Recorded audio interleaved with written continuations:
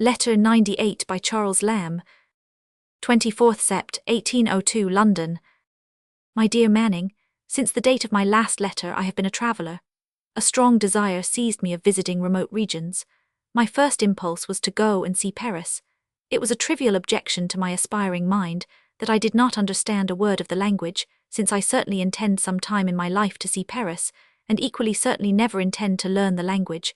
Therefore that could be no objection. However, I am very glad I did not go because you had left Paris, I see, before I could have set out. I believe Stoddart promising to go with me another year prevented that plan.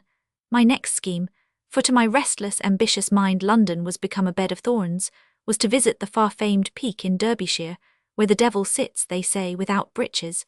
This my purer mind rejected as indelicate, and my final resolve was a tour to the lakes. I set out with Mary to Keswick without giving Coleridge any notice, for my time being precious did not admit of it. He received us with all the hospitality in the world, and gave up his time to show us all the wonders of the country. He dwells upon a small hill by the side of Keswick, in a comfortable house, quite enveloped on all sides by a net of mountains. Great floundering bears and monsters they seemed, all couchant and asleep. We got in the evening, travelling in a post-chaise from Penrith, in the midst of a gorgeous sunshine, which transmuted all the mountains into colours, purple and sea. We thought we had got into fairyland, but that went off as it never came again. While we stayed we had no more fine sunsets, and we entered Coleridge's comfortable study just in the dusk, when the mountains were all dark with clouds upon their heads. Such an impression I never received from objects of sight before, nor do I suppose one can ever again.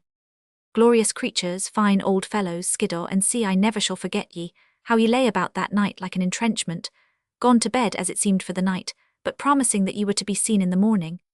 Coleridge had got a blazing fire in his study, which is a large, antique, ill-shaped room, with an old-fashioned organ, never played upon, big enough for a church, shelves of scattered folios, an Aeolian harp, and an old sofa, half bed and sea, and all looking out upon the last fading view of Skiddaw and his broad-breasted brethren. What a night! Here we stayed 3 full weeks, in which time I visited Wordsworth's cottage, where we stayed a day or two with the Clarksons, good people and most hospitable, at whose house we tarried 1 day and night, and saw Lloyd. The Wordsworths were gone to Calais. They have since been in London and passed much time with us. He is now gone into Yorkshire to be married to a girl of small fortune, but he is in expectation of augmenting his own, in consequence of the death of Lord Lansdale, who kept him out of his own in conformity with a plan my lord had taken up in early life of making everybody unhappy. So we have seen Keswick, Grasmere, Ambleside, Ulswater, where the Clarksons live, and a place at the other end of Ulswater, I forget the name, to which we travelled on a very sultry day over the middle of Helvellyn. We have clambered up to the top of Skiddaw, and I have waded up the bed of Lodoera. In fine, I have satisfied myself that there is such a thing as that which tourists call romantic, which I very much suspected before. They make such a spluttering about it, and toss their splendid epithets around them, till they give as dim a light as at 4 o'clock next morning lamps do after an illumination. Mary was excessively tired when she got about halfway up Skiddaw, but we came to a cold rill, than which nothing can be imagined more cold, running over cold stones, and with the reinforcement of a draught of cold water she surmounted it most manfully. Oh, its fine black head, and the bleak air atop of it, with a prospect of mountains all about, and about making you giddy, and then Scotland afar off, and the border countries so famous in song and ballad. It was a day that will stand out like a mountain, I am sure, in my life. But I am returned. I have now been come home near 3 weeks. I was a month out, and you cannot conceive the degradation I felt at first, from being accustomed to wander free as air among mountains, and bathe in rivers without being controlled by anyone, to come home and work. I felt very little.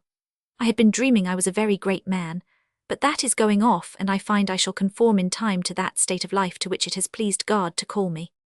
Besides, after all, Fleet Street and the Strand are better places to live in for good and all than among Skiddaw. Still, I turn back to those great places where I wandered about, participating in their greatness. After all, I could not live in Skiddaw. I could spend a year, 2, 3 years among them, but I must have a prospect of seeing Fleet Street at the end of that time, or I should mope and pine away, I know. Still, Skiddaw is a fine creature. My habits are changing, I think, i.e. from drunk to sober.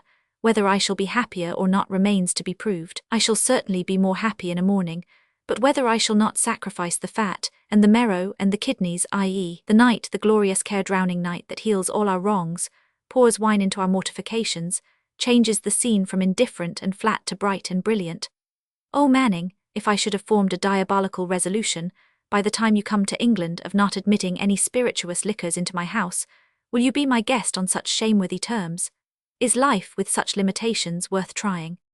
The truth is that my liquors bring a nest of friendly harpies about my house who consume me. This is a pitiful tale to be read at St. Gothard, but it is just now nearest my heart. Fenwick is a ruined man. He is hiding himself from his creditors, and has sent his wife and children into the country. Fell, my other drunken companion, that has been, nam hic cestus artemque repono, is turned editor of a naval chronicle. Godwin, with a pitiful artificial wife, continues a steady friend, though the same facility does not remain of visiting him often. That bitch has detached Marshall from his house, Marshall the man who went to sleep when the ancient mariner was reading. The old, steady, unalterable friend of the professor. Holcroft is not yet come to town. I expect to see him and will deliver your message. How I hate this part of a letter. Things come crowding in to say and no room for 'em.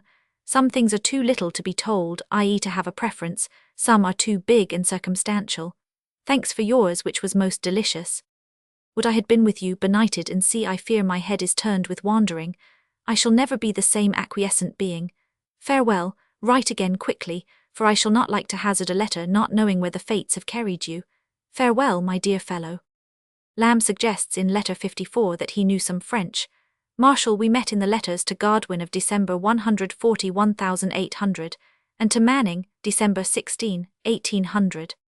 Holcroft, Thomas Holcroft, 1745–1809, a miscellaneous writer who is best known by his play The Road to Ruin. Lamb says of him in his letter to Southey, see Vol. I of this edition, that he was one of the most candid, most upright and single-meaning men that he had ever met.